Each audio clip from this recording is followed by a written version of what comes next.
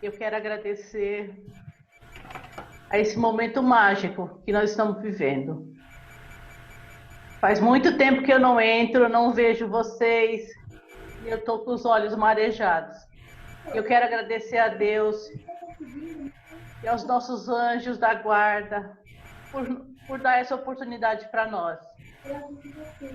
Que a espiritualidade amiga esteja presente, forte, nos abraçando nesse momento a cada um de nós. Porque a minha vontade era abraçar cada um de vocês. Mas a espiritualidade amiga faz isso por mim. Pai nosso que estais no céu, santificado seja o vosso nome. Venha a nós o vosso reino. Seja feita a vossa vontade, assim na terra como no céu. O pão nosso de cada dia nos dai hoje. Perdoai as nossas ofensas, assim como nós perdoamos a quem nos tem ofendido. E não nos deixeis cair em tentações. Muito obrigada, muito obrigada. Amém. E assim seja. Que assim seja. Luiz entrou, conseguiu se conectar aí. Luiz e a Kelly. E, Sueli, eu tive que entrar por um outro dispositivo, que pelo meu tablet estava dando erro. Luiz, está aí para cantar a música? Já está na hora de cantar o hino. Porque tem mais gente dizendo, ó, a Érica está dizendo que está na mesma situação. O link que você passou, Sueli, não está entrando. Qual link que vocês entraram? Pelo mesmo link. Tá dando algum problema. A Érica falou que está na mesma situação, está aguardando. Ah, é? Eu deixei ele liberado. Eu consegui. Demorou bastante, mas eu consegui. Eu deixei ele liberado para que não precisasse de autorização, entrasse direto. Agora acho que só falta a Vera, conseguiu. Ela tá falando aqui no grupo que está com dificuldade. Deixa eu ver aqui. Fala pro Luiz cantar. Luiz, vamos cantar nosso hino?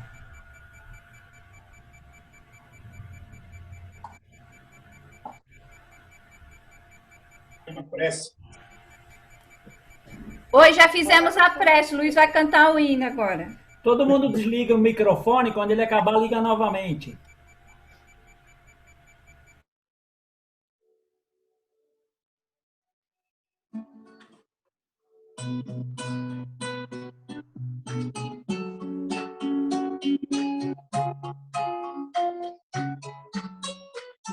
Pai celeste, Criador, fonte eterna de bondade, auxilia-nos, Senhor, a conquistar a verdade, abençoa o nosso esforço para o teu reino atingir.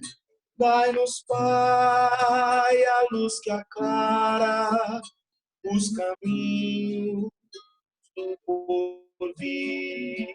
És a glória deste mundo, és a paz e a esperança, és a luz que não se apaga, és o amor que não se cansa. Dai-nos força para sermos os arautos do teu amor, testemunhos verdadeiros do Evangelho Redentor, testemunhos verdadeiros do Evangelho Redentor.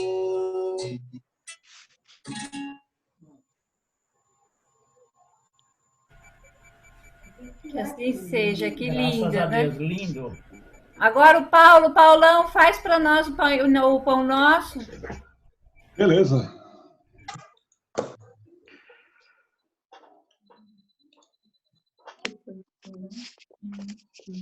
Então, o pão nosso de hoje é o 42. Sempre vivos.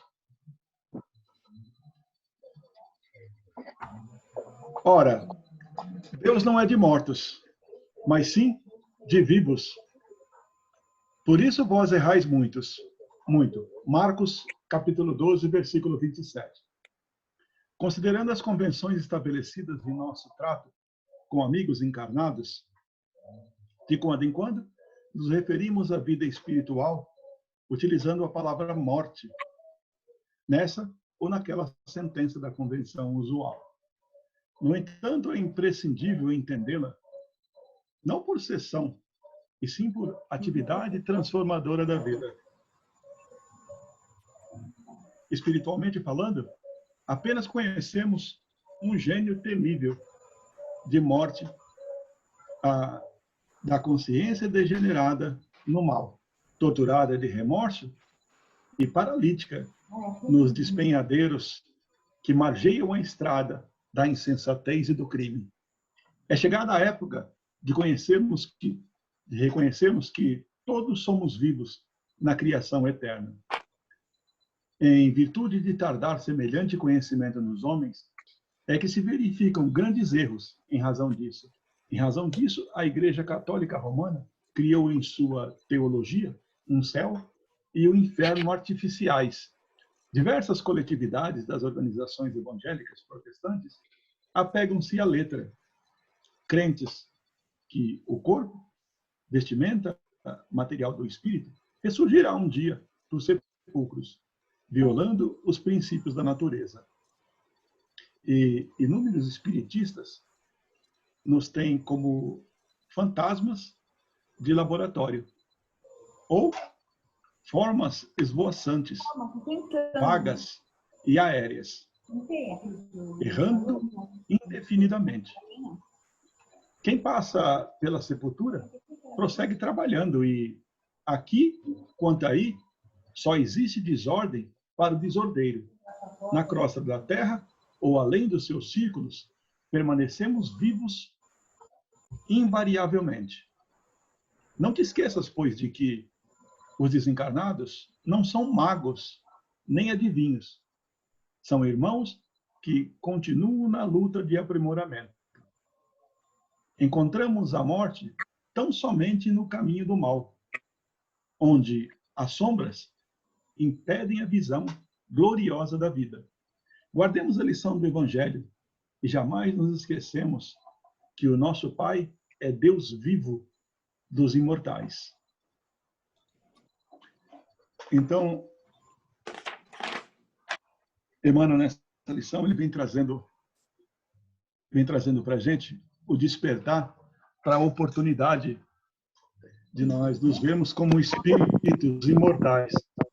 Né?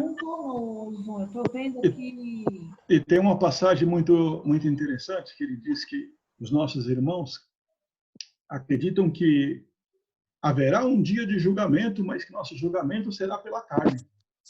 Que as pessoas vão ressuscitar e retrazer aquela carne, e aqueles esquecem que nós, como diz o Espírito, mesmo do outro lado, devemos continuar a atividade. Atividade essa que começamos aqui com o aprendizado. E que, se tivermos disposição, continuaremos ativos na vida espiritual.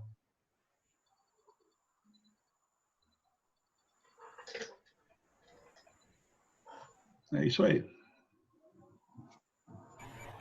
Maravilha, Paulo. Parabéns. Muito bom. Ô, Gidélia, pode começar a sua aula, viu? Já? Já.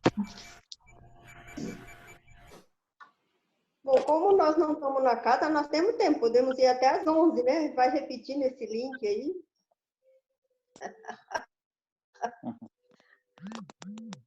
Entrou todo mundo?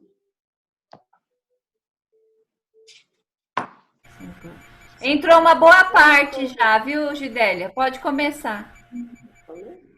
Então, nós vamos todos mentalizar a Sala Chico Xavier. Vamos nos sentir lá, vamos fazer um exercício mental. Vamos mentalizando a Fraternidade Cristo Redentor, a Sala Chico.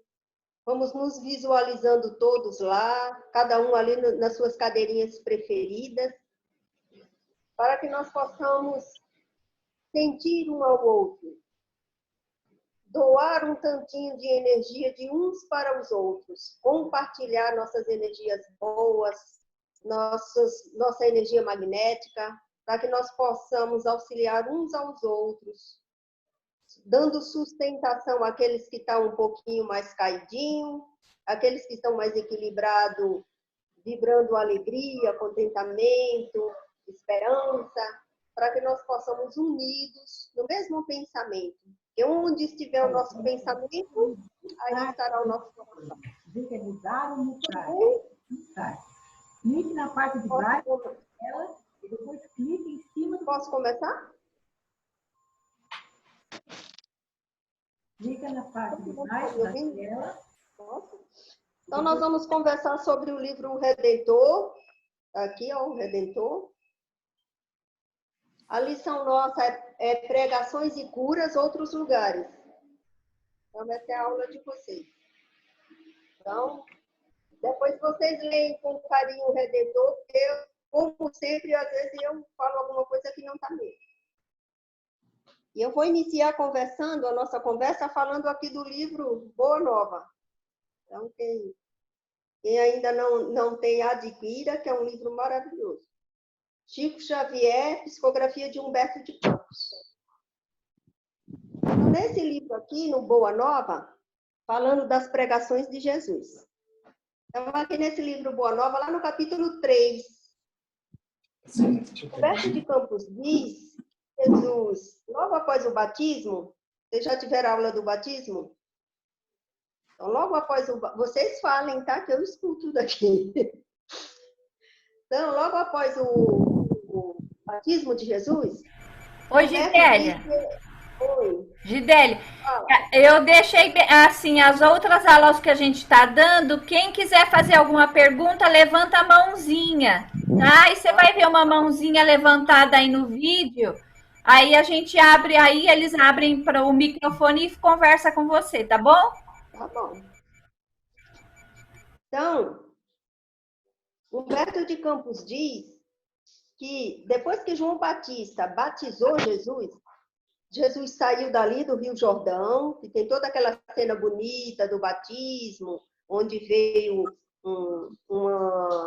espíritos superiores, que alguns dizem que veio na forma de pomba, que na realidade são energias superiores envolvendo Jesus, e tem todo aquele ritual do batismo. Então, dali, ele viajou, caminhando, é bom nós lembrarmos disso, que Jesus não tinha condução, ele ia caminhando, e ele foi dali para Jerusalém. Mas por onde ele passou, pelas aldeias, ele já pregou. Então, ele já começou a pregar, só que ele pregava para pequenos grupos. Então, ele encontrava ali 2, 3 pessoas e pregava, encontrava mais além 4, 5 e pregava. Então, ele começou a falar da implantação do reino de Deus na terra. Ele falava que ia implantar o reino de Deus. Então, ele já começou a partir dali.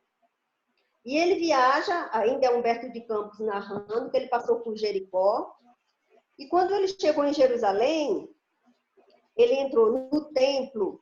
E lá no templo, ele estava cansado, imagina ele vários dias de viagem, devia estar limpo, bonito, depois de vários dias de viagem. Então, ele se encostou no muro do templo. E quando ele estava ali descansando um bocadinho, passaram alguns sacerdotes. Um desses sacerdotes, Anã. E esse Anã aproxima-se de Jesus e o questiona, porque vê ele ali e identifica ele como um galileu, devido ao seu corte de cabelo, a sua física, então ele tinha características. E Anã pergunta a Jesus o que é tendo ali na cidade. E Jesus,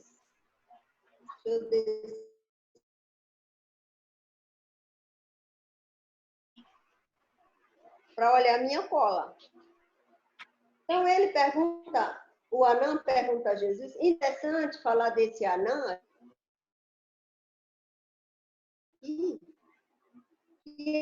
ele foi o primeiro a ser da crucificação, Esse Anã é um dos que pedem a condenação dele. Então, esse Anã, esse sacerdote, ele entra no início da história e no final. Então, esse Anã pergunta o que ele estava fazendo na cidade. E ele diz que ele estava ali na cidade porque ele pretendia fundar o reino de Deus. Bom, lógico que esse Anã achou que ele era doido, varrido, começou a rir da cara dele e falou assim, mas você quer fundar o reino de Deus aqui? Né? Que pensas então que é esse reino? O que é que você pensa sobre o reino de Deus? E Jesus diz que no entendimento dele, o reino de Deus é obra divina no coração dos homens. Então vejam que interessante.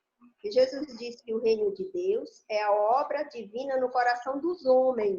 Ele não disse dos hebreus, ou deste ou daquele, ele disse dos homens, ou seja, nós já nos incluímos ali.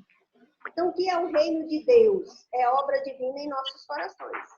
Esse é o reino de Deus, é um reino que Jesus procurava implantar. E esse Anã, então, rindo da cara dele, achando que ele é maluco, pergunta o que ele tem para fazer tal empreendimento. Então, ele pergunta, o que é que você tem para fazer isso? Você tem posses?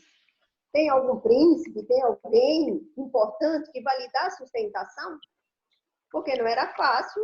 Imagina, ele queria implantar o reino de Deus. Na cabeça deles, um rei não é reino. Tinha rei, tinha súditos, Então, era uma cidade, uma nação. Então, na cabeça das pessoas naquela época, reino era isso. E ele diz, o que é que ele tem? Com quem ele conta? Quem vai ajudar você a implantar esse reino? E ele diz que os companheiros dele que ajudarão ele a implantar o reino de Deus haverão de chegar de todos os lugares. Então, de novo, Jesus não determina quem são esses companheiros que vão auxiliá-lo a implantar o reino de Deus na terra. Ele diz, virão de todos os lugares. E nós nos incluímos ali outra vez. Nós fazemos parte daqueles que auxiliam Jesus a implantar o reino de Deus.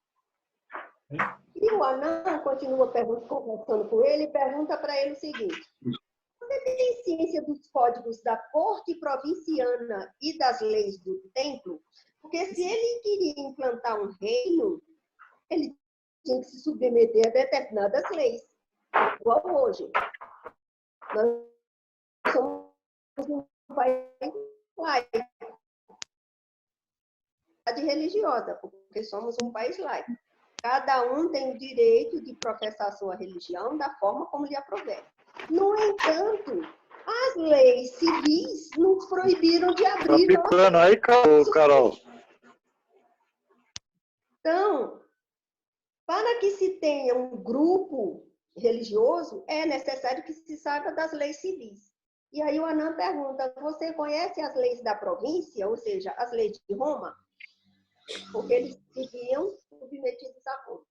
E conhecem as leis do templo, porque Israel era submetida às leis do templo. Israel não era laico, era um país que era governado pela religião. Mas também estavam submetidos às leis civis de Roma, então era bem confusa a vida deles. Eles se submetiam às leis dos sacerdotes, que era do templo, e também se submetiam às leis de Roma. Então o povo era bem feliz. E Jesus diz assim, ele não se importa qual é a lei do templo, nem qual é a lei de Roma, porque ele sabe qual é a vontade de Deus. Então ele diz, sei qual é a vontade do Pai que está nos céus. Por que eu comecei citando, aí vocês vão ler bonitinho, é grande o capítulo, está lá no livro Boa Nova, capítulo 3, fala muito mais coisas. Mas eu comecei falando por aí, porque a tarefa de Jesus, as pregações de Jesus foram todas muito controversas. Ele já iniciou afrontando as leis civis e afrontando as leis do templo. Então, ele não chega de se submetendo a nenhuma lei vigente. Ele já inicia como um rabi independente. Rabi é um sábio, é um professor, é alguém que tem a capacidade de pregar as leis da época, a Torá. Então, ele era um rabi. Não era qualquer um que podia pregar. Precisava ser instruído, precisava ter condições de pregar, e gerar um desses, que tinha condições. Ele fez, estudou, pesquisou, provavelmente junto aos essênios. Mas isso é outra história, para outra aula, para outro dia. Então, o que eu comecei falando dessa história? Entender que, para a sociedade da época, ele era um rebelde. Ele já começa apontando todas as leis, dizendo que ele só se submete às leis de Deus. E havia do templo quanto à lei de Roma, que todos deveriam obedecer. E ele inicia dizendo que não, ele vai se submeter à lei de Deus, e ele vai mais além, do meu pai. O sacerdote já diz: quem é você para se dizer filho de Deus?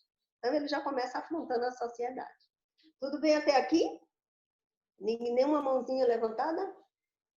Então ele sai de Jerusalém, depois desse bate-papo com o sacerdote, e ele vai para Cafarnaum.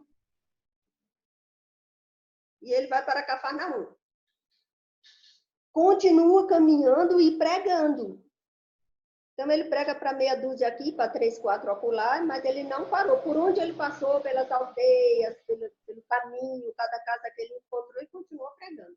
Então, antes de chegar em Cafarnaum, ele passou por Nazaré, Caná, Betsaida e chegou em Cafarnaum. E por onde ele passou, ele conversou, ele falou, ele pregou. Quando ele chega em Cafarnaum, as margens do Tiberíades é onde ele encontra Pedro e André, que são os 2 primeiros discípulos. E é interessante que, da forma como é colocado na Bíblia, diz que ele encontrou Pedro, olhou para Pedro e disse: você quer ser agora um pescador de almas? E Pedro disse: vou. E não é assim. Então, Humberto de Campos diz que André ouviu Jesus pregar lá em Betsaida e ficou impressionado com tudo que ele falou. Porque ele falou de um Deus de amor, de um Deus de liberdade, ele deu esperança. Ele vem e conta a Pedro: eu encontrei um cara que é o cara. Ficou super impressionado e conta a Pedro. E quando Jesus chega em Cafarnaum, que se aproxima dos 2, Pedro já tinha ouvido André falar e André já tinha ouvido Jesus em Betsaida. E aí ele de novo prega para os 2. Fala do projeto dele, de implantar o reino de Deus na terra, e é aquela coisa toda. À medida que ele vai falando, Pedro sente que já ouviu aquela voz em algum lugar. Então, à medida que Jesus vai pregando, vai conversando só com os 2, um bate-papo só entre os 3. É como quando nós estamos conversando com a vizinha, falando do evangelho. Jesus só os 3. Então, ele vai conversando e Pedro começa a sentir que já ouviu aquela voz em algum lugar. O que significa que a grande maioria daqueles que seguiram Jesus foram espíritos que, antes de reencarnar, conversaram com Jesus e se propuseram a fazer parte daquela tarefa. Um exemplo mais próximo de nós é Bezerra de Menezes. Bezerra de Menezes, quando ele teve contato com o Livro dos Espíritos pela primeira vez, quando ele abriu o Livro dos Espíritos pela primeira vez, ele falou: mas eu já conheço tudo isso. Eu já li isso aqui, nada disso é novidade para mim. E quando nós vamos ver a biografia de Bezerra, nós sabemos que o anjo Ismael convidou Bezerra para que ele reencarnasse na Terra com a missão de implantar o Evangelho redivivo na Terra. Então, por isso que ele conhecia o Espiritismo, ele já tinha sido convidado antes, ele já conhecia esse projeto antes. A mesma coisa aconteceu com Pedro. Então, quando ele começa a ouvir Jesus, ele diz: mas eu ouvi essa voz. Ela não me é estranha. Mas ele não tinha ouvido Jesus, quem tinha ouvido era André. Ele apenas sente que aquela voz toca a alma dele. O que nos leva a perceber que eles já tinham se organizado antes para aquela tarefa. E aí ele convida os 2 a fazerem parte da sua missão. E eles aceitam porque queriam uma nova vida. Eles queriam ser felizes, eles eram oprimidos por aquelas duas leis que oprimiam eles. Então, naquela época, levantem os dedinhos aí. Vocês sabem que eu falo pra caramba. Então, quando a minha mãozinha aparecer aqui é porque eu estou no computador. Então, não se preocupe. Então, foi lá em Cafarnaum que Jesus realmente fez uma pregação para um grande número de pessoas. Ele fez uma pregação, a primeira pregação dele para um grande número de pessoas foi na Praça de Cafarnaum. Mãe, pelo amor de Deus, que eu estou na aula do centro. Então, ele fez a primeira pregação dele na Praça de Cafarnaum para uma multidão.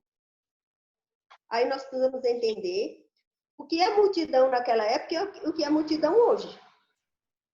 Hoje, quando tem um Rock em Rio, um artista lá, coqueiro, diz, eu cantei para uma multidão, 120 mil, 130 mil pessoas. 120 mil pessoas não era a população da região inteira na época. Então, o que era uma multidão? Né? 500 pessoas, 1.000, 2.000, 4.000, não sei quantas mil era, mas era bastante gente. Não era 2 ou 3. Tá? Então, foi a primeira pregação dele para um grande número de pessoas. E ali haviam pescadores, mães com seus filhos, crianças doentes, pessoas flageladas, paralíticos e publicanos. Aí que Jesus começou a arranjar encrenca. Foi porque ele acolheu esses publicanos. Ele permitiu que os publicanos participassem ali da sua primeira grande pregação. Porque os publicanos eram considerados, pelo pessoal da época, ladrões. Porque eles eram os cobradores de impostos. E eles cobravam imposto para os sacerdotes do templo e cobravam impostos para os romanos. Então, eles pagavam lá 2 impostos. Fora outra série de coisas. Fora a sacolinha que passava no templo. Então, eles pagavam muito imposto. E não gostavam dos publicanos. Então, ali, Jesus começa a arranjar uma certa encrenca. É nessa pregação que o Mateus escutou a pregação dele, porque ele era um publicano, que é o Isaías. Então, ele chamava Isaías, depois ele vira Mateus. E ele convida esse publicano para ser um dos seus discípulos. E mais tarde fez o Evangelho de Mateus. Então, vocês vejam que Jesus ele arranjou uma certa encrenca na época, em suas pregações, porque ele fugia às normas, ele fugia às regras. Mas Jesus, naquela época, desde antes da sua primeira pregação, ele sabia qual era a sua missão, ele sabia qual era o seu objetivo. Ele sabia que ele veio para os necessitados, para os sofredores, para os doentes, para os pecadores. Ele já sabia disso. Porque quem está bem não precisa dele. Então, você imagina lá um espiritão de alta hierarquia, já está na dele. Quem está precisando somos nós. Então, quem precisa de Jesus? Os sofredores, os necessitados. Os sacerdotes, que eram aqueles que eram contra ele, eles acreditavam que eles já eram os representantes de Deus na Terra. Aliás, até hoje tem alguns que ainda pensam nisso. Mas é outra história para outro dia. Então, tem até hoje alguns pastores e alguns sacerdotes que acham que é o enviado de Deus, que é o representante de Deus, não precisa de mais nada, está no céu já. Então, os sacerdotes não simpatizavam muito com Jesus. Porque esse sujeito agora acolhe todo mundo, inclusive esses publicanos. E aí, quando vocês vão ler o Evangelho, vocês vão encontrar lá alguns grupos de pessoas. Então, nós vamos ter os publicanos, que são esses, que eram os cobradores de impostos, e que eram considerados os ladrões. Tinha os escribas, vocês vão ver quando lerem outras passagens do Evangelho. Os escribas são os escritores, os escrivãos. Eles que escreviam a Torá. Escreviam outras coisas, dentre elas a Torá. Porque a Torá, que eram as escrituras da época, não tinha um livro com começo, meio e fim. Eram pergaminhos soltos. E os indivíduos, esses escribas escreviam o pergaminho e iam lá para a porta do templo vender. Aí ele gritava, eu tenho aqui o evangelho de Josué, eu tenho não sei quem. Aí cada um comprava. Quem tinha todos os pergaminhos era o templo. Então, o templo e a sinagoga tinha, mas o povão iam comprando de pedacinho. Então, era como se comprasse um capítulo de um, outro capítulo de outro. E eram esses escribas que escreviam e vendiam, e ficavam gritando igual mercadores na porta do templo. E foi aí que Jesus chegou lá e derrubou as bancas deles. Não queria que eles vendessem a palavra de Deus. Aí haviam os fariseus. Esses fariseus eram um grupo de religiosos que eles prezavam pelo cumprimento da lei, exatamente como estava escrita, pelos rituais e pela higiene. Eles queriam que todo mundo cumprisse os rituais de limpeza. É por isso que em determinado momento lá no Evangelho, quando os discípulos comem com a mão suja, é um escândalo. Diz, como seus discípulos não lavaram as mãos? Porque tinha um ritual. E Jesus disse que o que fere o homem não é o que ele pega, mas o que entra pela boca. Não é o que entra pela boca, mas o que sai. Então, ele podia comer que não... Na verdade, não é que Jesus estava aconselhando a ninguém ter higiene, mas ele queria dar um ensinamento que o que importa é o que você sente, e não aqueles rituais. E vocês, quando lerem aí a Bíblia, vão encontrar um grupo de saduceus. Esses são a elite. Saduceus são, em sua maioria, descendentes de sacerdotes. Então, o papai foi sacerdote, o avô foi, o bisavô foi. E aí ele tinha toda a família, filhos, netos, sobrinhos, era tudo a elite. Tudo bem? Só para esclarecer esse pedacinho, já que nós vamos até às 11. Então, na época de Jesus, quando o indivíduo ia pregar numa sinagoga, ele já tinha o texto estabelecido. E não era qualquer um que podia pregar. Você tinha que ser rabi ou sacerdote ou alguma coisa assim. Jesus era rabi. E quando o indivíduo chegava lá para pregar, já tinha o item, o capítulo, estava tudo certinho. Você não escolhia, não abria o acaso, como nós fazemos já, para o acaso. Não tinha, estava tudo certinho. Porque a Torá ela era dividida em 55 partes. Uma parte para cada semana. Então, o ano tinha 55 semanas. Cada semana, um pedaço da Torá, como se fosse um capítulo. E durante a semana, era lido um pedacinho daquele da semana. Então, é como se fosse o item, como nós temos hoje no nosso Evangelho, segundo o Espiritismo, que temos um capítulo com vários itens. Então, é como se cada pedacinho que equivalia a uma semana tivesse 7 itens. E era chamado de paracha, esse pedacinho. O indivíduo, quando ia lá pregar essa paracha, ele começava a ler, primeiro ele lia e depois ele ia fazer a pregação dele. Todos que estavam ali entravam na discussão. Aí um concordava, outro não discorda. Não eram comportadinhos feito você, então todos meus filhos. Entravam na conversa e reclamavam e debatiam. Se o indivíduo que estivesse falando explicasse exatamente como eles eram acostumados a ouvir, de acordo com as tradições, estava tudo perfeito, todo mundo ouvia, saía feliz. Mas se quem fosse pregar dissesse qualquer coisa contrária às tradições, a confusão estava feita. Então, já viu que Jesus arranjou muita confusão nas pregações dele. Então, todas as vezes que ele chegasse numa cidade de interior, ele podia ir lá na sinagoga pregar, porque ele era um rabi, então ele tinha o direito de entrar lá e pregar, mas ele tinha que pregar aquele item daquele dia, ele não podia escolher outro. E dentro daquele item daquele dia, ele lia, explicava e arrumava encrenca. Por exemplo, a Torá ensinava que se eu ofendesse alguém, aquele que foi ofendido devia revidar. Se eu devesse uma dívida financeira a alguém e não pudesse pagar, aquele a quem eu devia podia pegar meu filho como escravo, podia entrar na minha casa, pegar um animal e levar um cavalo, uma cabra. Não, você está me devendo, estou levando. Podia pegar um jovem, então ele vai ser meu escravo por 4 anos, até me pagar. Era a lei do olho por olho, dente por dente. Você me deve, não pode pagar, problema teu. Então, para eles, isso era justo. E aí Jesus lê um trecho desse da Torá e diz, não, meus irmãos, não é nada disso. Nós temos que perdoar as ofensas. Se alguém te ferir na face direita, mostra a esquerda. Já começava a briga.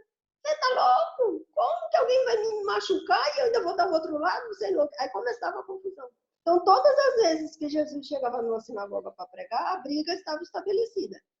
Porque o pessoal não concordava com aquilo que ele estava falando.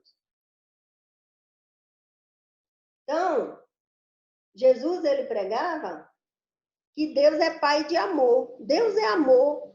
Deus não castiga. No entanto, para eles, toda pessoa que tivesse uma deficiência era castigo de Deus. Se pegasse lepra, era castigo de Deus. Então, Deus castigava muito. Aliás, Deus era tão bravo que ele estabelecia até guerras. Então, ele dizia, vai para a guerra, mata aquele povo todo lá. Porque para eles, Deus, é bom nós lembrarmos que Deus era só do povo hebreu. Deus não era de todo mundo, era só deles. Na época de Jesus, Deus pertencia aos hebreus. E Jesus vem dizendo, não, que Deus é de todos. Olha a encrenca que Jesus arrumou, ele chegar a dizer que Deus era de todo mundo. E nós, que somos os privilegiados, como é que nós ficamos? Porque eles eram privilegiados, só eles tinham Deus.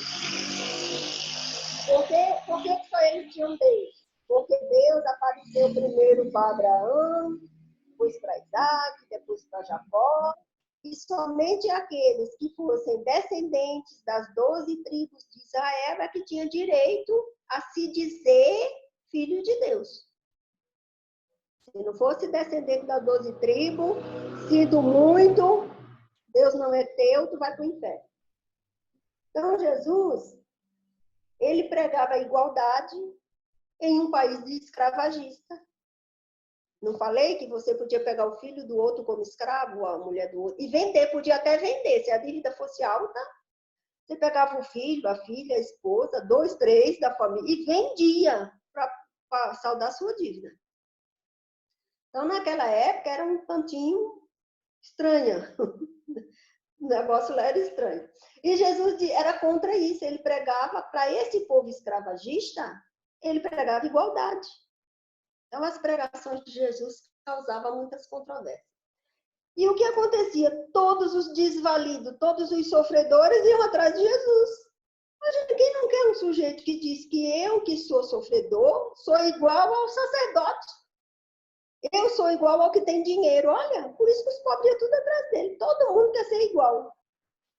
Mas naquela época havia distinção. Você é pobre porque está sofrendo. Deus está te castigando. Você está sofrendo porque Deus está te castigando. E vai. E esse pensamento, pessoal, não mudou muito tanto assim, não. Mudou para nós espíritas. Eu falei ontem lá com outro pessoal também, por esse negócio chique, que eu agora estou aprendendo a usar isso aqui. Estava conversando lá com a turminha, e eu estou fazendo, junto com um grupo de evangélicos, um estudo do Apocalipse. Maravilhoso! Do livro do Apocalipse. A Bíblia.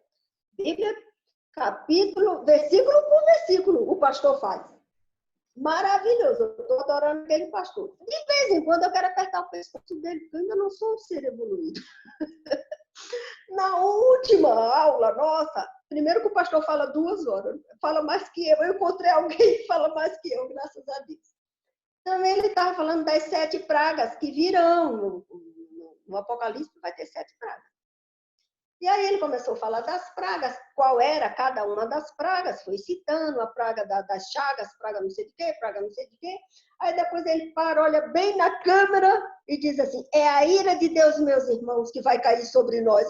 Pena que eu não estava lá, que eu queria apertar o pescoço. Gente, Deus não castiga. Como é que é a ira de Deus? Então ainda tem esse pensamento até hoje. Bom, então, imagina há 2000 anos atrás Jesus dizendo o contrário disso. Então, chego eu para esse pastor, digo que ele está errado, o homem interna, como louca. Imagina Jesus. Então, ele arranjava muita confusão. Porque havia essa discrepância entre aquilo que ele ensinava e aquilo que o clero ensinava e aquilo que estava na Torá. Tudo bem, pessoal? Tudo, né? Mãozinha para cima. Então, é por isso que os miseráveis, os sofredores, corriam atrás de Jesus. Tem um exemplo muito bom aqui, porque nós também vamos falar das curas, já vou misturando aqui, tá?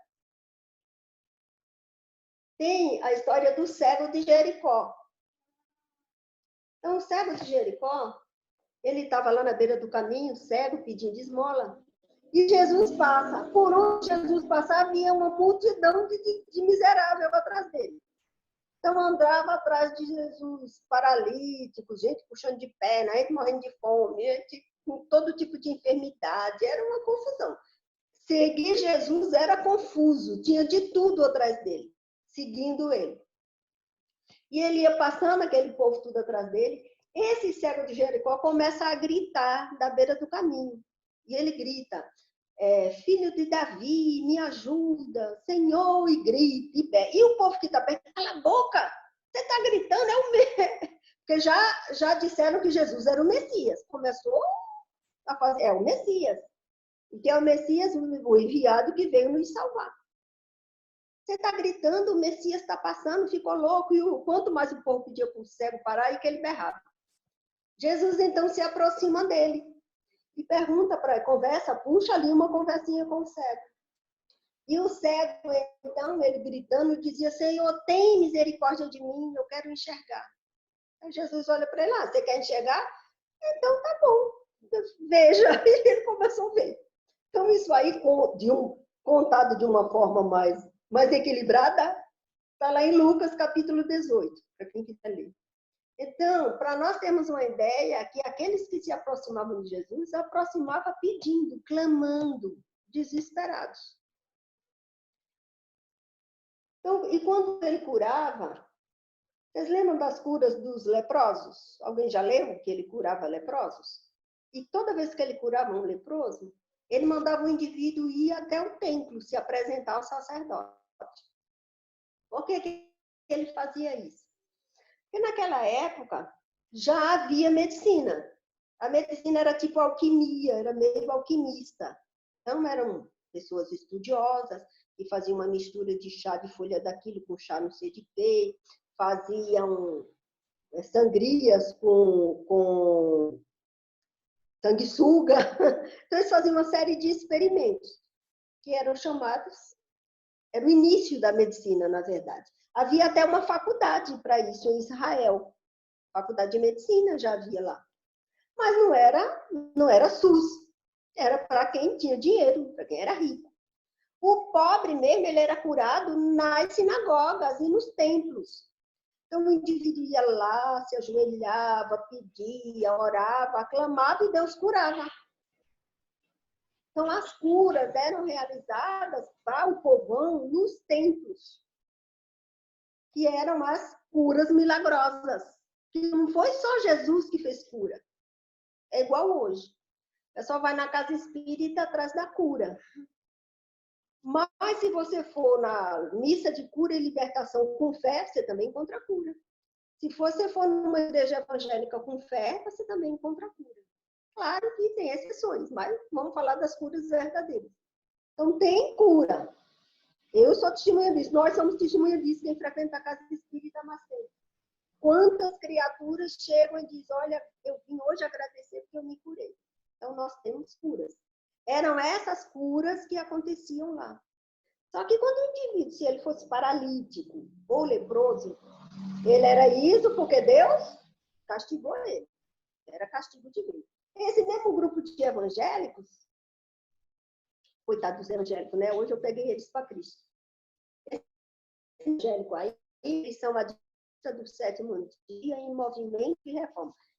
Está mais fanático que... Então, eles são esse adventista aí. Não, eles guardam o sábado e não comem carne. E aí eu queria ser... Eu tenho um pastor. Minha família não é não. Mas do outro lado eu tenho um padre para balancear e tenho o expositor espírita para complicar a vida do resto da família. Então, um desses meus sobrinhos queria ser pastor e começou a estudar para pastor. Aí ele sofreu uma acidente de carro e precisou a perna e ficou torta. A perna dele, ele anda mancando. Aí um dia eu vi minha irmã, eu digo, quando é que o menino vai se formar? Ela disse, não, não vai, ele não pode ser pastor. Por quê? Porque ele ficou com defeito físico. Tu acha que eu posso uma coisa dessa? Ele não podia ser pastor. Então você vê que vem dali. Se você tem um defeito, é castigo de Deus. Então Deus não te aceita. Então ele pode frequentar a igreja, ele pode ter outros cargos dentro, mas pastor, o representante de Deus não pode.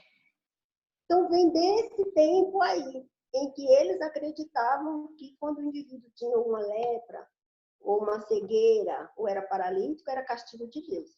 E se você não fez nada na vida para merecer aquele castigo, até 7 gerações para trás você podia estar respondendo. Então, seu avô fez, sua mãe fez, alguém em 7 gerações pecou e você está pagando. Então, você vê que a ideia era bem absurda. Mas quando esse indivíduo, então, fosse curado lá no templo, o sacerdote dava uma carta a ele, dizendo que Deus perdoou ele.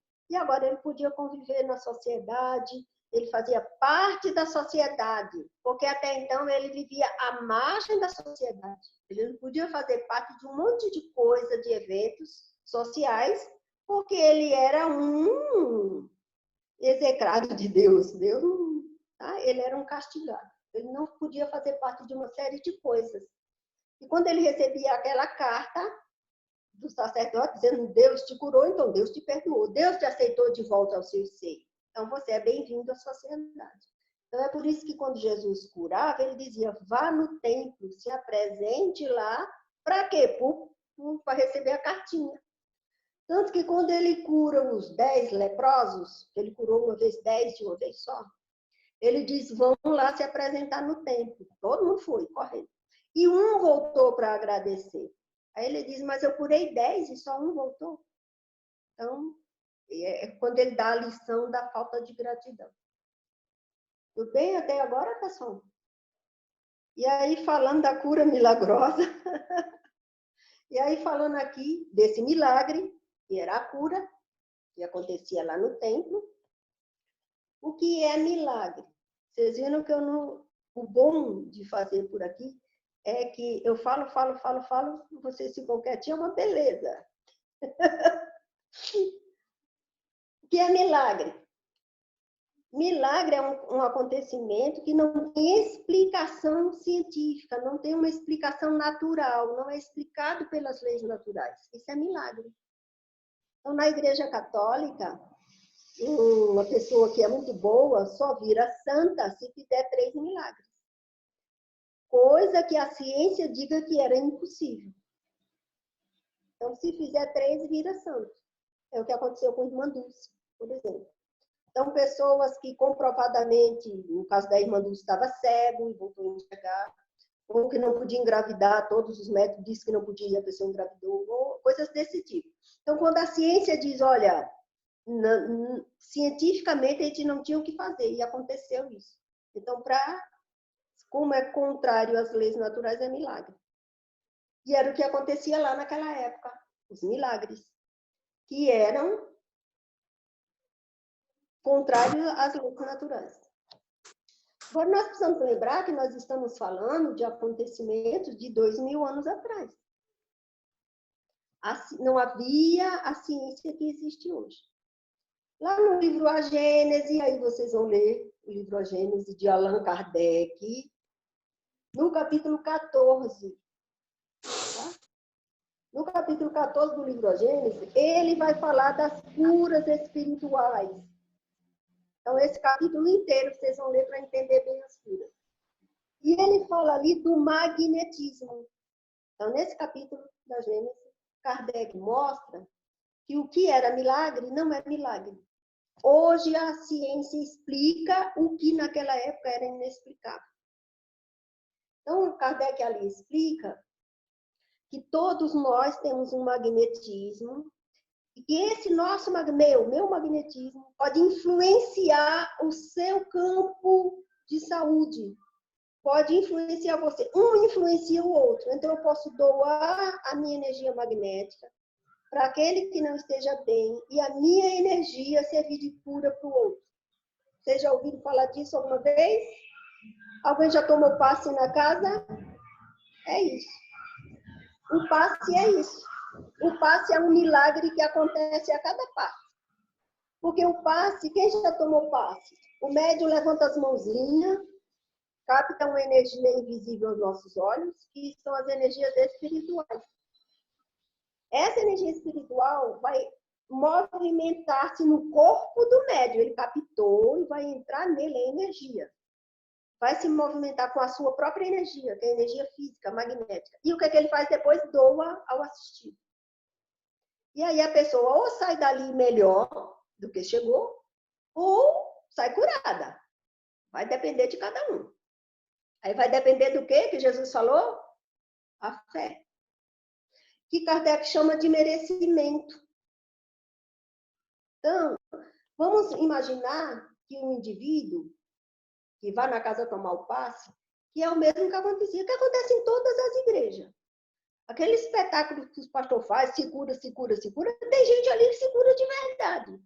Tem uns casos que ali não, é meio falcatrua, mas tem uns casos que a pessoa vai com tanta fé que se cura de verdade. A energia de todo mundo que está ali envolvendo aquele indivíduo. E cura de verdade. Então, essa energia de cura, quando nós recebemos essa energia de cura, ela movimenta recursos no nosso perispírito. A cura espiritual, ela se dá no perispírito, não é no corpo físico. Imagina Jesus explicando isso. Meu filho, eu estou te curando agora, mas a cura está sendo feita no seu perispírito. Tinham matado ele com 6 meses.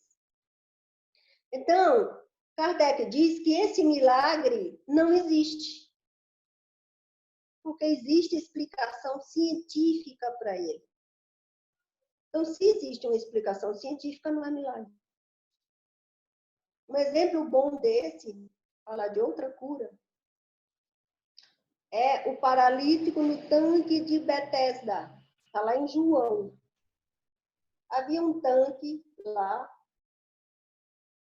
e juntava um montão de enfermos ao lado desse tanque, porque em um determinado momento, esse tanque, a água se mexia. E eles diziam que tinha um anjo de Deus que mexia aquela água. Quando essa água se mexesse, o primeiro que se jogasse na água ficava curado. Obviamente que não era assim. Provavelmente, muitos que nem se jogou na água ficou curado, porque não é a fé quem cura. Mas a fé deles dizia que o que curava era só se você se jogasse na água. Ali está dentro do ritual. É igual aquele indivíduo que acha que para se curar tem que pagar uma promessa X. Então, é o ritual. Então, tem pessoas que acreditam que só vai ser curado se andar não sei quantos quilômetros de joelho. Aí, no fim, já me curei. Então, esse tanque de Betesda tem a ver com isso, o indivíduo. Ele acreditava que só se curava se se jogasse na água a hora que ela se movimentasse. Porque ela se movimentava, talvez fosse uma água sulfurosa. Essa parte realmente eu não sei, mas dizem eles que a água se mexia. E então, tinha um paralítico ali, deitado numa esteira, numa caminha, e Jesus se aproxima dele e puxa ali um bate-papo com ele. Ele diz, Senhor, eu queria tanto ser curado, mas quando a água se agita, eu sou paralítico. Eu não tenho como me jogar na água. E eu não tenho nenhum amigo que me jogue lá. E aí Jesus disse para ele assim, então você quer se curar? Ele diz, quero. Ele diz, então levanta, pega a tua cama e vai para casa. E vai embora. E ele levantou e ficou curado. Então, o que mostra que o que curou o indivíduo foi o magnetismo de Jesus. E o que curava os outros? O magnetismo espiritual. Provavelmente havia ali, imagine ali, 15, 20, 30 pessoas por dia orando, pedindo a Deus que a água se mexesse para ele se curar. Será que não havia uma equipe espiritual ali curando, assim como existe nas igrejas, nos templos, nas casas espíritas? Então havia ali uma equipe espiritual. E era assim que se davam as curas. Curas espirituais. As curas espirituais, para acontecer, é necessário que tenha o magnetismo humano. Porque vai atuar no nosso perispírito. E o nosso perispírito é físico ainda, é humano. Ele precisa das duas energias, a espiritual e a magnética. Compliquei demais a história? Vocês conseguiram entender? Eu dei a carinha de tudo. Pessoal, vocês conseguiram entender o que eu estou falando? Está muito difícil? Tem gente dormindo. Quem estava dormindo não acorda. Tem uma ali dormindo embrulhadinha. Olha que beleza. Acordei alguém. Então, deu para compreender o que é a cura? Alguém aí já fez curso de passe? Vocês já fizeram curso de passe? Não. Quando fizerem, vão entender muito melhor tudo isso aí, tá bom? Sobre a gente começou, Gidélia, mas por conta do coronavírus foi parado o curso. Ah, tá. Vocês terminarem, vão entender bem essa parte do passe. O passe é uma cura espiritual, é uma cura magnética. É isso que Kardec fala do magnetismo e da doação de energia. Que era o quê? Lógico que Jesus era outro nível, né, pessoal? O magnetismo dele transcende trilhões de vezes o nosso. Então, para ele era fácil. Ele só olhava e dizia assim, se cure e acabou. Nós vamos dar muito passe para poder curar alguém. Mas era assim que acontecia. Como Jesus era diferente, ele só impunha as mãos, ou ele dava uma ordem, você quer ser curado?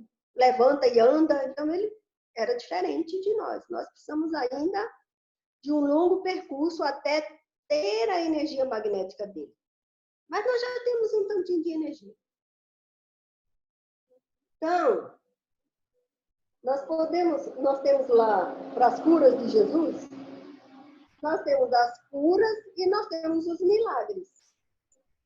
E, segundo Kardec, tudo é fenômeno natural. E vocês vão ler também no livro A Gênese. O último capítulo, é o penúltimo, vai falar das curas e dos milagres. Onde Kardec mostra que é tudo fenômeno natural. Então, nós vamos encontrar lá nos milagres. Multiplicação dos pães 2 vezes. Ele multiplicou pães 2 vezes. Transformou água em vinho. Foi o primeiro milagre que ele fez. Ele era ainda um rapazote. Pescas milagrosas ele fez pelo menos 2. Então, o que é que diz Kardec sobre a pesca milagrosa? Ele fala que Jesus ele tinha uma vidência. E ele sabia onde estava o cardume de peixe. Aí ele só dizia, joga a rede ali. Não era milagre, é que ele sabia onde estava o cardume. Ele acalmou a tempestade. Ressurreição tem logo pelo menos 3. A ressurreição é o mais top dos milagres. Você mandar um morto ficar vivo é uma maravilha. Tem pelo menos 3. Tem o filho da viúva, a filha de Jairo e Lázaro. E é interessante que, tanto no caso de Lázaro, quanto na da filha de Jairo, antes dele chegar lá, ele disse, não, essa pessoa não morreu. No caso da filha de Jairo, antes dele chegar na casa, ele diz, não, mas a criança não está morta. O que mostra que realmente ele sabe que a pessoa teve uma complicação física, orgânica, que hoje a medicina resolve fácil. Tá? Quer dizer, depois da pandemia, agora na pandemia a medicina não está resolvendo nada, não adoeçam não, de qualquer outra coisa, porque chegou no hospital, tem gente por aí dizendo, passando por uma série de dificuldades de saúde, até disse que aumentou os infartos, que a pessoa passa mal e tem medo de ir para o hospital. Aí morre de infarto. Então, está complicado o negócio. Paralíticos, ele curou vários, mas tem 2 famosos aqui. Esse que nós já falamos, que foi o do tanque de Betesda, E tem um outro que é uma situação muito interessante, e as pessoas chegaram lá com esse paralítico numa cama, mas Jesus estava numa casa e tinha tanta gente naquela casa que não dava para entrar pela porta. Então eles pegaram, subiram no telhado, porque as casas eram baixinhas. As casas naquela região, elas eram feitas, pareciam que eram feitas de pedrinhas, e eram baixinhas, e subiram com essa pessoa e desceram ele pelo telhado. Então desceram o paralítico na cama pelo telhado. E as pessoas, então, afastam para ele colocarem a cama dele no chão, e Jesus olha para ele e pergunta, né, o que você quer? Ele diz, Senhor, eu não aguento mais sofrer. Ele fala para Jesus que ele não aguenta mais sofrer. E aí Jesus diz assim, então, meu filho, fica tranquilo, os teus pecados estão perdoados. E aí deu uma confusão, os fariseus ficaram furiosos. Quem é você para perdoar os pecados de alguém? E aí Jesus diz assim para os fariseus, e o que é mais difícil, perdoar os pecados ou curar? Eles ficam assim olhando para a cara dele, meio desconfiado, e ele diz assim, levanta, pega a tua cama e vai para casa. Aí o paralítico levanta e vai para casa. E aí tem curas, nós já falamos, a cura, Jesus movimenta as energias magnéticas dele, toca o perispírito do indivíduo e movimenta todo o campo celular e recupera, o indivíduo fica bom. E só vai ficar bom se merecer, e nós vamos falar disso agora, porque aqui ele disse para o paralítico, teus pecados estão perdoados. Jesus não perdoa pecado de ninguém, já vou avisando, não vou deixar vocês tristes, mas ele não perdoa. Nem Deus perdoa. Primeiro porque eles não condenam. E se não condena, não precisa perdoar. Se eu não te condeno, eu não tenho que perdoar. Na verdade, quando ele disse os teus pecados estão perdoados, lembre-se que ele está falando há 2000 anos atrás. Era o mesmo que ele dissesse assim, a tua prova terminou. Você veio aqui para passar por uma prova, por um resgate. E essa prova, esse resgate terminou. Acabou, não precisa mais. É comum pessoas, às vezes me procuram, eu converso com muita gente, às vezes me procuram e dizem, Gideia, separei do marido. Eu agora estou tão feliz longe dele, mas eu estou preocupada. Será que a minha prova tinha terminado? Eu digo assim, filha, não esquenta com a prova. Se tiver que recomeçar... Mas às vezes a prova acabou. Às vezes aquela relação que é muito difícil, a prova acaba. E às vezes a prova acaba e o indivíduo continua sofrendo ali, nem precisava mais. Porque as nossas provas, o que é a prova? É eu aprender alguma coisa. Esse paralítico aqui aprendeu a lição. Se aprendeu a lição, a prova acabou. Não é assim a prova, pessoal? Quando nós vamos fazer prova na escola, não é assim? Então, o indivíduo vai lá fazer uma prova sobre equação de segundo grau. Se ele aprender e tirar nota 10, a prova passou. Se ele tirar nota 2, vai ter que repetir a prova. Aprender tudo de novo e repetir a prova. É assim. A prova da vida é assim. Então, aqui ele está dizendo para esse indivíduo, olha, a tua prova acabou. Você não precisa mais se preocupar. Vai tranquilo. Tem um outro caso muito interessante de um cego, e aí não está no Evangelho. Ele diz que esse cego procurou Jesus, andou uns 3 dias para achar Jesus, cego, pela estrada com a bengalinha. Finalmente ele encontra Jesus. E diz, ai, Senhor, eu encontrei, ai, que bom. Porque faz dias que eu ando atrás de você para você curar minha vista. Eu quero voltar a enxergar. Aí Jesus olha para ele e diz, meu filho, não é a hora. Você volte todo o caminho de volta, viva lá, aí dá uma série de recomendações. Seja mais bondoso, caridoso, amoroso, e depois a gente volta a conversar. Ou seja, a prova daquele não tinha acabado. Se a sua prova não acabou... Oi, Gideia. Oi. Tá escutando? Tem 10 minutos para você terminar, tá? Só? Dá tempo. Então, Jesus não curou todo mundo. Ele só curou aquele que aprova, ou aqueles que, como eu falei lá no começo da nossa conversa, tinham combinado com ele antes de reencarnar, olha, eu vou fazer parte desse grupo e eu vou estar ali não como prova, mas eu vou estar como missão, para que você me use como exemplo. Então, tem um monte que passam por dificuldade e não é prova, é missão.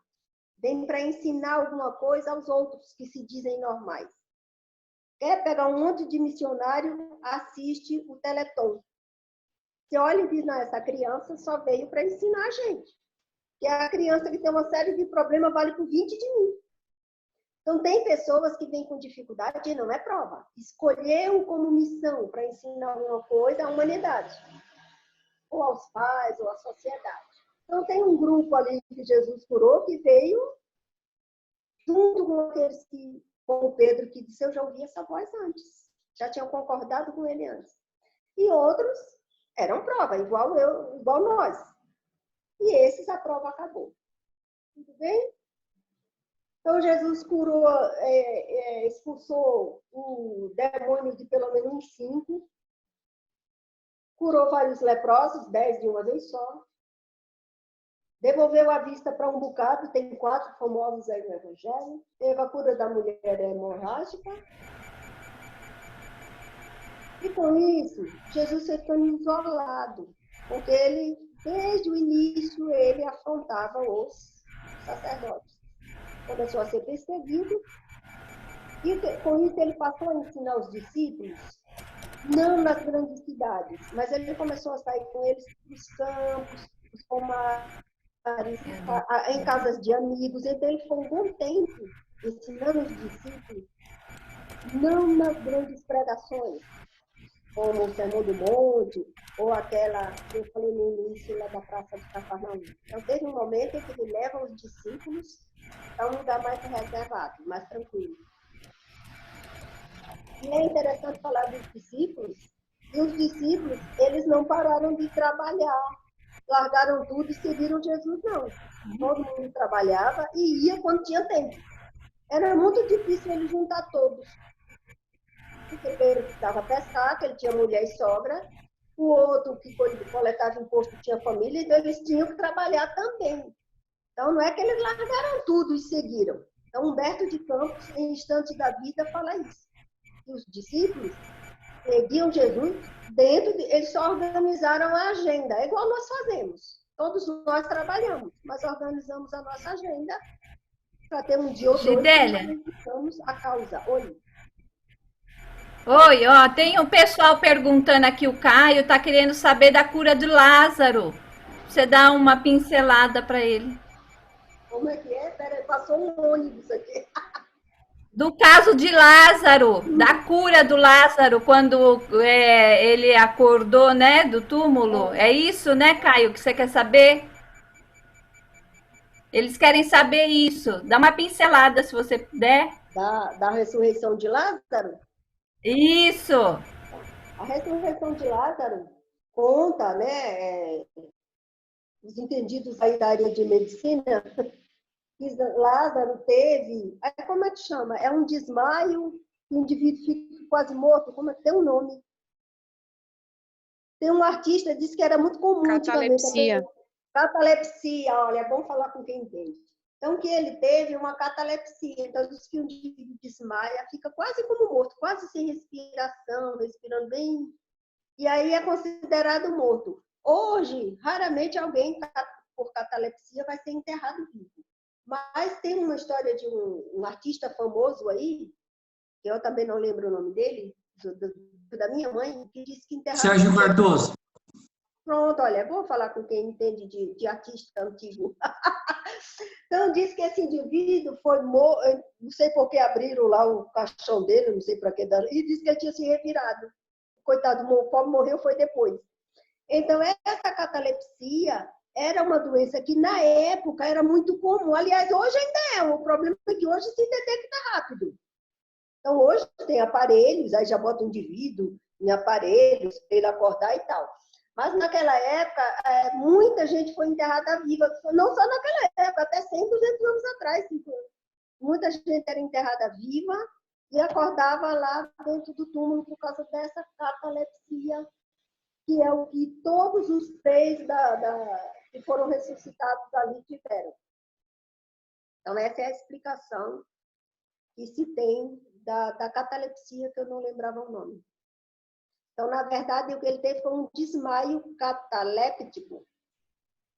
E os outros dois, tanto a filha da viúva, o filho da viúva e a filha de Jairo também tiveram um desmaio cataléptico. E aí Jesus, usando da mesma energia de cura, trouxe a pessoa de volta. Né? Acordou, só fez acordar. É como se você tivesse desmaiado, alguém dá uns tapinhas na sua bochecha e você acorda. A diferença é que essa catalepsia não acorda tão fácil. Hoje tem medicamentos, aparelhos, bota em tubo, não sei o quê, e a pessoa volta. Hoje os médicos diriam que o indivíduo entrou num semicoma. Entrou num semicoma. Que é uma catalepsia. Consegui explicar com a ajuda do pessoal? E com estado catatônico. Pronto, olha, o negócio é falar com quem entende. Eu não sabia o nome do negócio. Pulsação quase zero, batimento quase zero, hipotermia, estado catatônico. Pronto, coitado do Lázaro, ele estava assim. Fizeram o quê? Enterraram o pobre. A sorte que naquela época não botava num caixão, botava num negócio feito uma caverninha e o indivíduo ficava lá, né? Era uma tumba, um negócio assim. Tudo bem? Com a ajuda da área de medicina, conseguiu se explicar. Mas esse indivíduo catatônico volta, né? Médicos, auxiliares e técnicos de enfermagem auxiliam. Isso. Faz uma ressuscitação do coração, dá um remédio, sabe esses que aplica na veia e você dá um calorão e se acorda assim? Adrenalina. Pronto, olha. Rapaz, é esse negócio aí que aplicam. Você volta. Oi, Gidélia. Tudo bem? Eu acho interessante que, para muitos religiosos, essas explicações que o Espiritismo dá e que o Kardec, como você bem citou, ele tira do campo do milagroso, né? Traz para o campo das leis naturais, essas coisas. Para muitos religiosos, isso aí seria diminuir Jesus. Eles insistem, se apegam de que não, isso é possível, foi dessa forma. E ainda hoje acreditam que a ressurreição é possível, né? E a gente hoje, estudando Espiritismo, a gente aprende que não. A partir do momento que o espírito se desligou do corpo, ele não vai mais voltar. Mas é interessante a gente entender, pelo menos eu vejo dessa forma, que muito ao contrário, a gente não está diminuindo Jesus, mas está ainda engrandecendo ele ainda mais, porque isso mostra como ele era um espírito evoluído, que naquele tempo, sem nenhum conhecimento, ele tinha todos esses conhecimentos, né? Por exemplo, de saber que o Lázaro não estava morto. Não, isso aí pode ser revertido. E, inclusive, foi revertido por ele. Não poderia ser revertido por nenhum outro homem. Então, eu acho que muitos ainda hoje, 2000 anos depois, se apegam ao maravilhoso. Eles não reparam que Jesus veio trazer algo muito maior, foram as leis morais. Eles se apegam a essas coisas fantásticas. E se diminuir, se tirar isso do fantástico, estaria diminuindo Jesus, né? Não é assim? É verdade. E ele não podia explicar, porque se explicasse ninguém ia entender, né? Ele realizava aquelas curas e não tinha muito como explicar, porque se explicasse ninguém entenderia. Porque até hoje é difícil nós entendermos, imagina naquele tempo se ele começasse a falar de tudo isso que falaram aí, catatônico, cataléptico, pô, ninguém entende nada. Se até eu tenho dificuldade de saber o que é esse negócio todo aí, só sei que o indivíduo não estava morto. Então, imagina ele explicando, ele não tinha como explicar. Ressuscitou, é verdade, ressuscitei. Pronto. Ele não tinha muito o que explicar. Não tinha como, as pessoas não entenderiam, né? Tudo bem? Vamos só encerrar. Quantos minutos ainda temos? 3? Só para confirmar, lá ainda Humberto de Campos, agora no livro Instante da Vida, no capítulo 19, olha, outro livro muito bom, Instante da Vida. Humberto de Campos e Chico Xavier. Só para exemplificar que Jesus, durante um bom período, levou os discípulos para aprenderem, inclusive na prática, que é em outros lugares, não em praças, em grandes pregações. Então, Humberto conta que Jesus chegou com Pedro e outros 2 discípulos, que agora eu não vou lembrar o nome, na casa de Joroboão, na cidade de Corazim. Você vê que era uma região lá que a gente nem vê na Bíblia esse nome. Então ele leva ele lá na casa de Joroboão, que era um daqueles que recebiam ele, porque não era todo mundo que recebia Jesus na sua casa, não. E quando ele chega lá, um vizinho, uma casa vizinha, um sítio vizinho, alguém teve um problema de saúde e convidaram Jesus para ir lá ver o doente. E Jesus, então, quando Jesus está se organizando para ir lá dar socorro a esse caso, na casa do vizinho de Joroboão, chegam três como é que chama aquele que eu falei que era ladrão? Quem tá? Publicanos. Ainda bem que eu rolei a tela para lembrar do nome do publicano. Então, chegaram 3 publicanos, já senhores de idade, procurando também Jesus. Eles queriam uma orientação. Eram pessoas de idade, queriam também ir para o céu, porque Jesus pregava o reino dos céus. E Jesus, com pressa, chega para Pedro e diz: olha, Pedro, você cuida deles, conversa com eles, orienta eles, ilumina a alma deles com a luz da verdade. E sai para atender a ocorrência. E o Pedro, então, conhecia os 3 publicanos. Para complicar a situação, Pedro conhecia os 3. E aí um deles, o mais velho, disse: eu queria muito conversar com o mestre, porque a gente quer entender melhor essa coisa do reino de Deus, a gente quer alcançar o reino de Deus. Pedro fica muito curioso. Ele diz: vocês são ladrões, são assassinos, são não sei o quê. Começa a jogar na cara deles todo o mal que Pedro sabia que eles já teriam feito. E os pobres coitados dos publicanos ficaram arrasados ali, né? Cabisbaixo, começaram até a chorar. E Jesus volta aqui. Se Jesus ia curar alguém, curou rapidinho e voltou. E vê os coitados do publicano arrasado. E aí Jesus diz: mas Pedro, o que é que você fez? Eu disse: o senhor disse para auxiliar eles com a verdade divina, eu já joguei na cara deles que eles são ladrão, malfeitor, que o reino do céu não é para eles, não. E aí Jesus diz: Pedro, não é assim. A verdade é para consolar, para amparar. A verdade divina é a verdade do amor. Você está fazendo tudo errado. Então, ele aproveita essa ocasião, vocês vão ler a história grande lá no capítulo 19 do Instante da Vida. Ele dá uma aula de moral para Pedro, ensinando a Pedro o que é o amor, o que é a caridade, o que é aceitar o outro, perdoar o outro, compreender o outro, independente do que o outro tenha feito de certo ou de errado na vida. Porque Deus ama e perdoa e acolhe a todos. Aí Jesus, na lição que ele dá para Pedro, ele conclui dizendo: eu não vim para os sãos, Pedro, eu vim para os doentes. Se eu vim para os doentes, eu tenho que acolher, trazer para perto de mim justamente esses, os que erram, os que estão em dívida perante a lei de Deus. Então, Jesus não perdia a oportunidade de ensinar os discípulos, mesmo sem ser nas grandes pregações. Porque quando fala das pregações, nós lembramos das grandes, do Sermão do Monte, da pregação em Cafarnaum, mas Jesus ensinou muito aos discípulos quando eles estavam, e só eles, na casa de Pedro, ou na casa de algum amigo, ou nos campos. Certo? Consegui, dona? Sim, Gisélia. Sim, é isso aí. Isso aí. Pessoal, a gente está finalizando essa aula.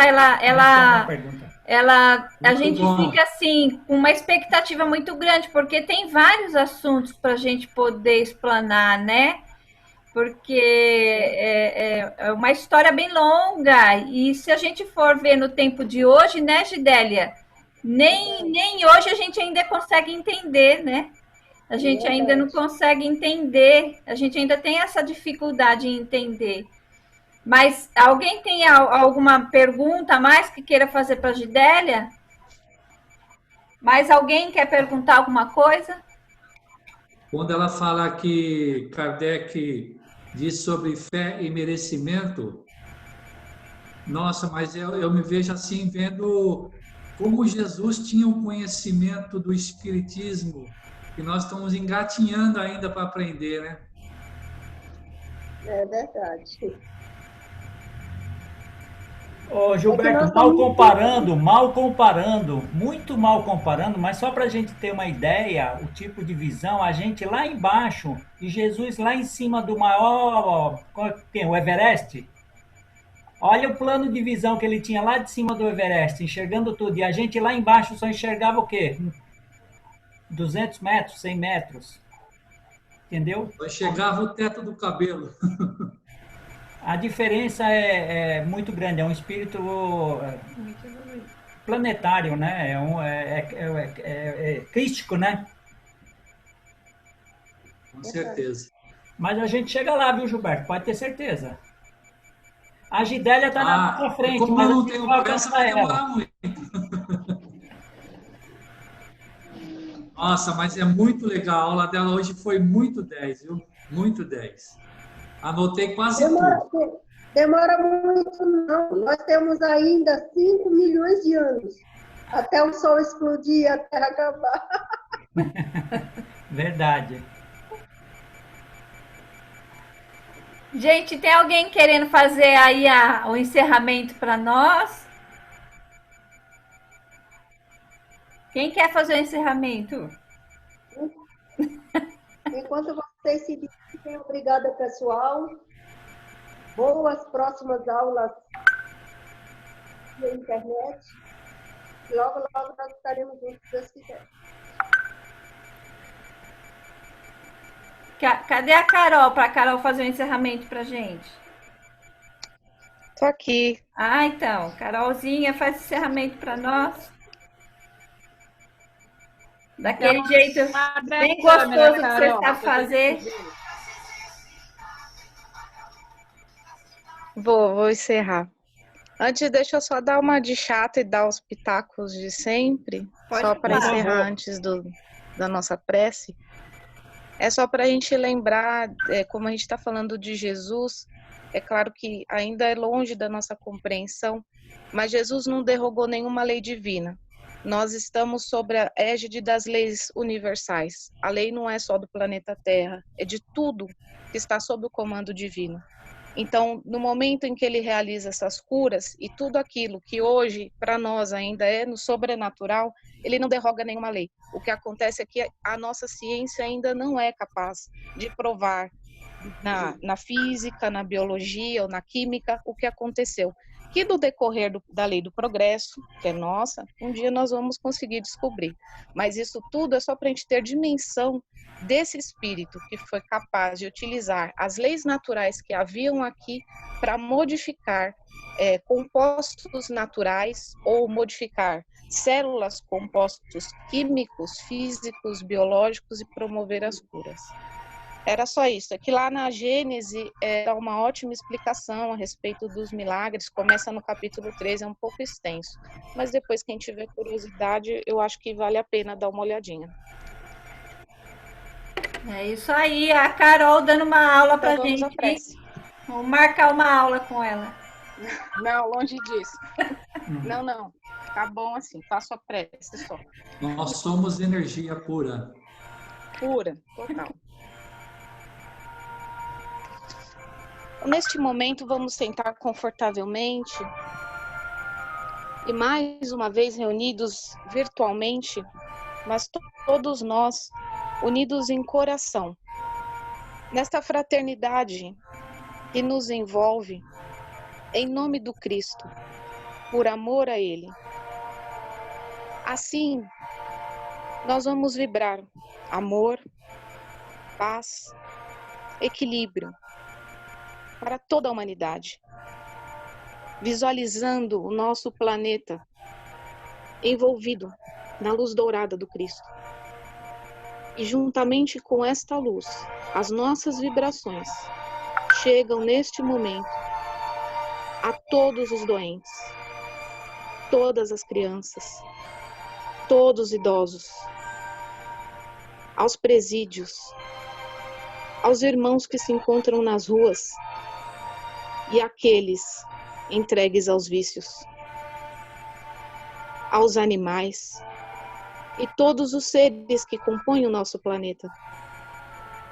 Uma vibração especial aos irmãos que estão na erraticidade, especialmente aqueles cujos corações permanecem endurecidos.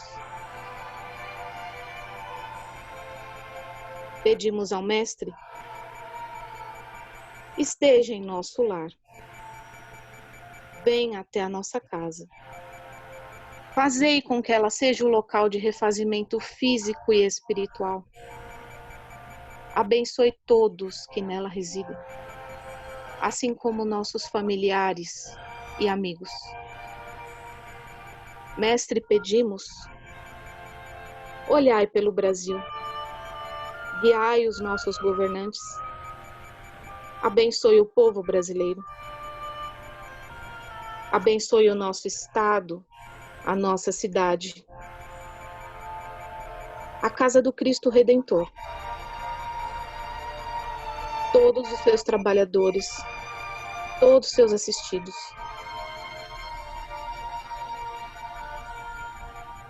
Com a permissão de Deus nosso Pai e a intercessão de Dr. Bezerra de Menezes, do professor Eurípides Barçanufo e suas fraternidades, pedimos agora o tratamento e a cura necessária para cada um de nós e aqueles que lembrarmos que também necessitam neste momento.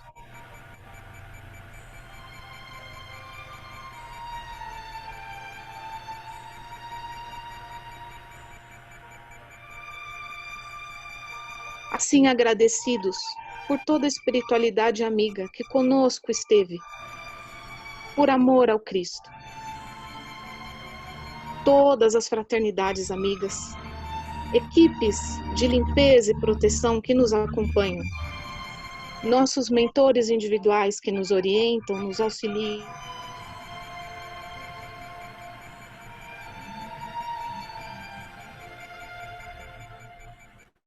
mentores da criança sempre. Agradecemos a nossa Mãe Maria, a sua fraternidade. A mãezinha envolve-nos em seu manto, protegendo-nos e abençoando-nos. Ao Mestre Jesus agradecemos imensamente por todo o amor que recebemos hoje.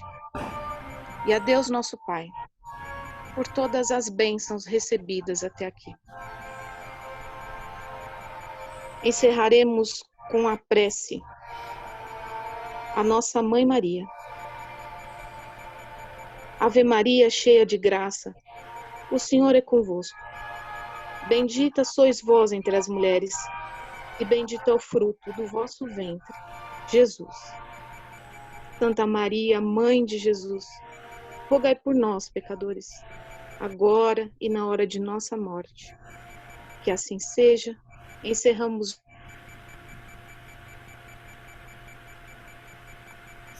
Graças a Deus. Esperando que todos estejam bem. Tudo bem? Gente, boa semana a todos. Que a gente tenha aí um final de semana, né? A gente está na quarta-feira, um restante de semana.